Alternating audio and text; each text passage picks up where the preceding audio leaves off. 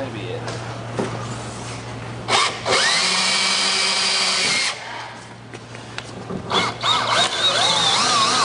Now see, these guys are going right through the joint area, which is my preference a lot of times. If that's the case though, we're talking about a screw that's only needing to be 2.5. They're using a 4-inch screw, so it's overkill. I do like to have a variety of screw fasteners with me just because the depth sometimes changes.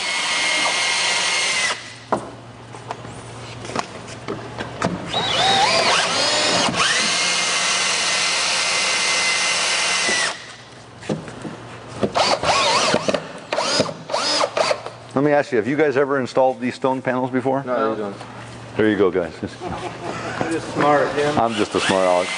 The other thing I'm really still amazed about is those guys cut this panel with a regular wood bit. And they do it daily like that. And that blade ain't going nowhere. Now, it is a carbide tip. But this is not going to dull your blades. This is cement though, huh? Oh, something's not right here. This is a composite material. And again, you don't find nothing like it on the streets today. That's something that is giving us the strengths that we're having. Now, Scott, you may want to reorientate yourself just a little bit more over here. What we've got now is we've got a 100-foot structure here, and we're going this way. And we're dealing with these rectangular panels. Now, these are not like the interlock. We have this, we're going to bring over some interlock. Hey, Daryl, we're going to bring over some interlocking ones of these that are 3x5 and 2x5. Okay, these aren't interlocking, but they're still going to work for us. And they said some applications you're going to find this is what you want, and some applications you're going to want the 3x5 or the 2x5.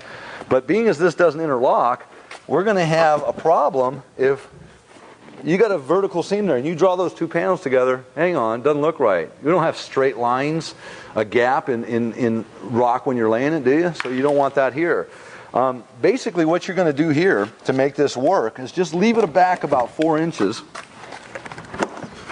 You know, about like that. And what we'll do is we'll lose this line by taking this rock, perhaps, coming out here. Maybe we'll leave this one. I got to leave a grout joint. This now that I look at this rock should be right here. This rock should come back over here. You see what I'm doing though? I'm constituting what's not there, and I'm going to do so with my fiber mud.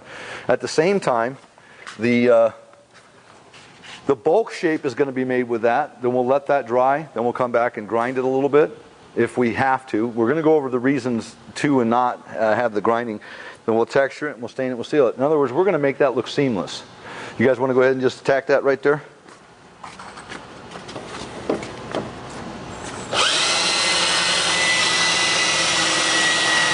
Hey, Daryl, go see if they got the 3x5 and the 2x5 river rock.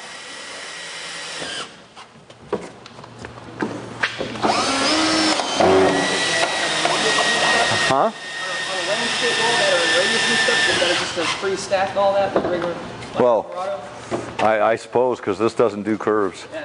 No. There's so many different radiuses out there that it would be hard for us to be able to make something like that. Unless we cut the grout joint and start cutting. Oh man, that'd be a nightmare. That'd be a nightmare. If we stay with the 4x8s and not the interlocks, when you install this next panel, we'll come up here and leave the same gap here, and that'll afford us that maneuverability to oscillate the rocks back and forth to where we lose that grout joint that's straight. So that's basically the skinny on that. Now, I am having them bring a 2x5 and a 3x5 interlock here because we may still have to contend with the horizontal on that particular panel type, but we'll never have to contend with the vertical. In essence, we've just made it that much easier to install. On those particular ones, if you look at, like say this was one joint right here, the one panel is here, the other panel's here, and what you do is you just leave a grout joint, and then you'll come back in and grout it, and that's as simple as that. That's a done deal. We also have the field stone, which is kind of like I want to call it like a flagstone piece. It's got the moss on it. There's a lot of different styles of rock we have, and I don't know if anybody's familiar or has gotten a catalog from us already, but by the end of the class here, we'll have some stuff to give you, which are instructions, and I've got a tech manual that's almost written. We're going to finish that. I'm going to give you some paperwork before you leave that'll give you some processes here that we've discussed, but then we're going to have a much more comprehensive tech manual with the DVDs that you'll all be getting with this class. So, Bill, have you ever heard that before? Huh? Last summer about this time. No, it's like, really? Okay. Any questions on this so far? All right. They're going to bring over we'll get back to this then. Let's come on over to the next stage here. You know what? I'm going to back you up over here again.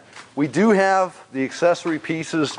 If this was a 4-foot wainscoting, you've got your cantilever ledge cap here that you can have is pre-installed. Now we're going to be making some brick soldier trail and some brick just laid horizontally.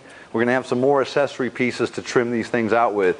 We also have inside, in this same style of rock, we've got an inside corner. We've got, if you were coming up to a door, we've got a piece that pretty much does this. You know what I mean? So you wanted to stop it in the wall for some given reason.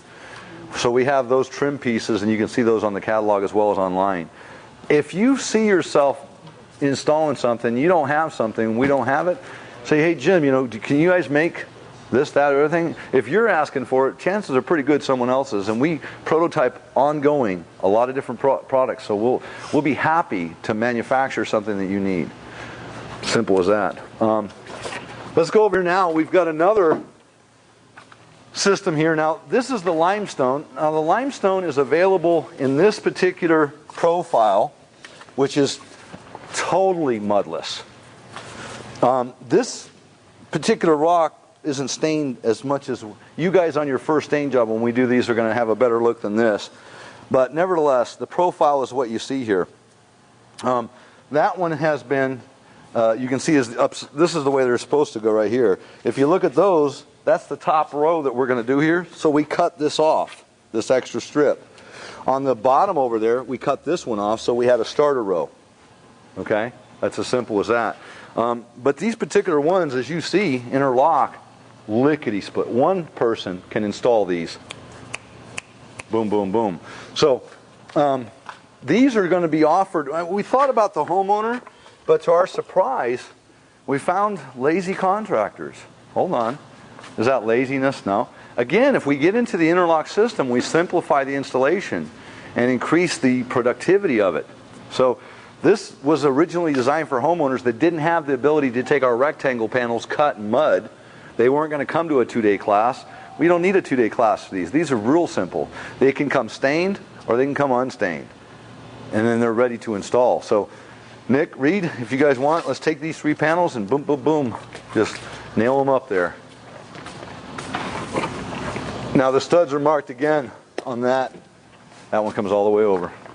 And it's shiplap, so it slips right in there.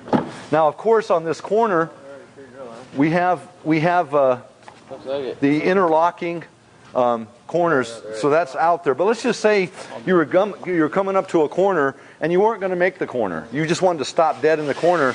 You would just cut those panels and start in the corner and then go that way. So, oh, you know what? Hold on. Something's not right here. They cut the wrong.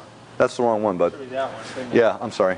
Yeah, that one. I just brought this over because all I had was you can't really tell the bottom profile like you can seeing it like this.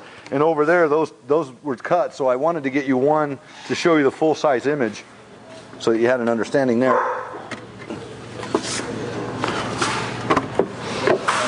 See, you got outside corners for this as well? Inside, outside, yes. Now, we also have this variety of stone in the 3x5 and the 2x5 like you saw over there in the stack stone. Again, the inside and outside corners and trim pieces.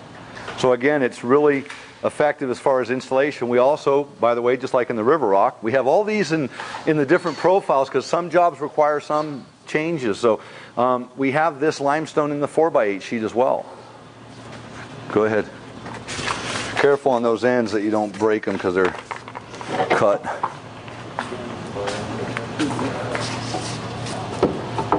Here again, by design, this particular style of interlock has the watershed, like shingles.